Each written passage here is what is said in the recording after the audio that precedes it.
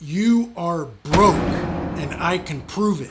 Today, 58% of Americans are living paycheck to paycheck. Yes, you heard that right. 1 out of 2 Americans can't afford to skip work for just 1 month. Your friend you go to the gym with is probably on his last scoop of protein. Your friend who you go out with, he's probably 1 drink at the bar away from poverty. Your friend with kids who drives the Tesla, who also has the nice high-rise loft downtown and always seems like they're on vacation, they're 1 paycheck away from living in Section 8 housing. Surprisingly, it's not just the lower income groups, but Americans who make $50,000 to $100,000 a year who are stuck in this cycle. Now this is even crazier. 1 out of every 3 Americans who also make $250,000 a year are in the same boat and also living paycheck to paycheck. Living paycheck to paycheck now in the US is the most common financial lifestyle. Pushing yourself to save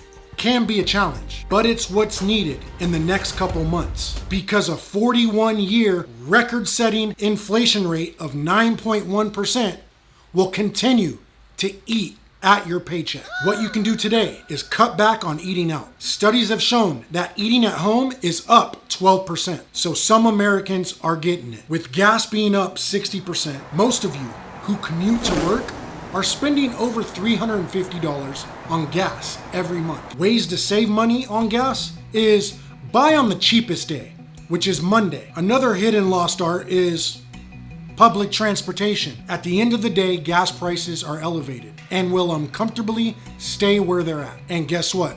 You will adjust. The old rule of saving 10% of your paycheck each month has already sang its last song. The new karaoke singer is singing a different tune of 20 to 30%.